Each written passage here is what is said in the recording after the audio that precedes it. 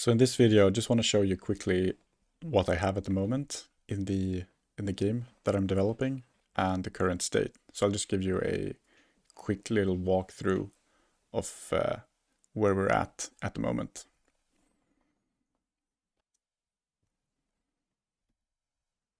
So this is what the game looks like at the moment.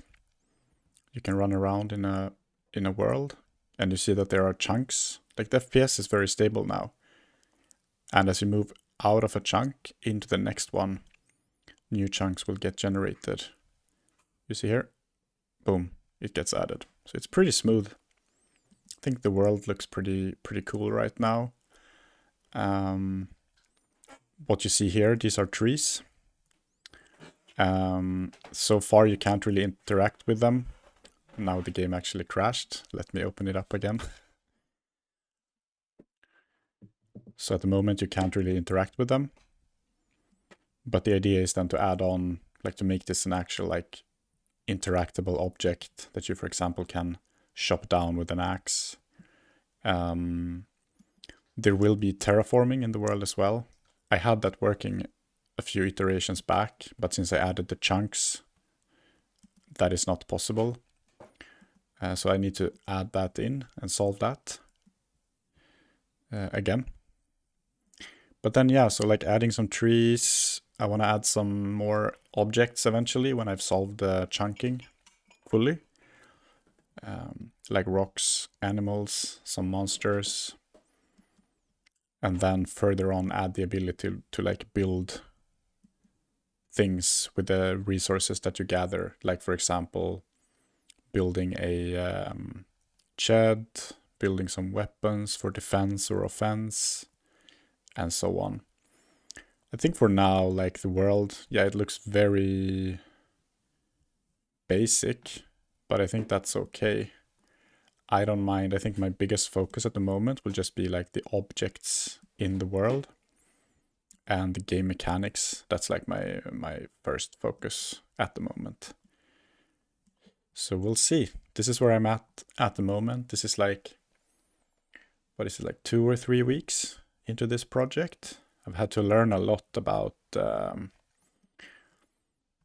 triangles, meshes, the noise functions, how to use APIs to, like for terraforming, which isn't working right now, like figuring out how to edit the mesh based on what the player is looking at. That was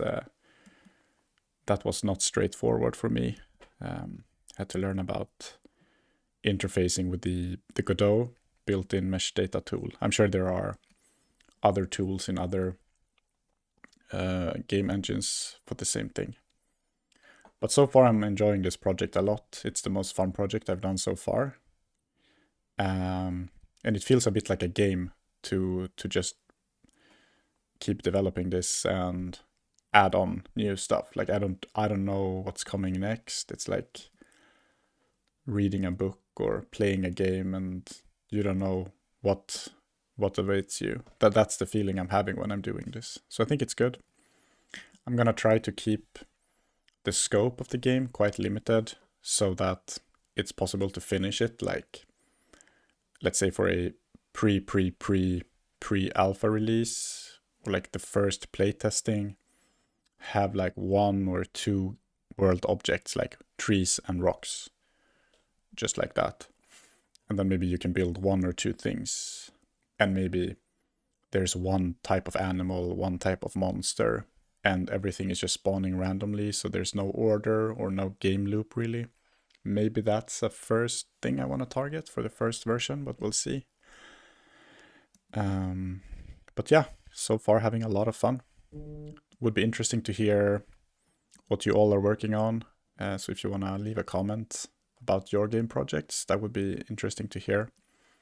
And also we have a small but active community on the Discord channel, which you can find a link to in the my YouTube page.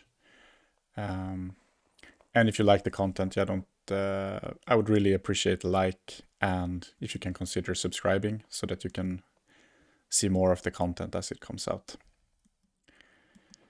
Cool. Thank you. Thank you so much. That was all for this little video. Hope you liked it. Thank you so much. Bye-bye.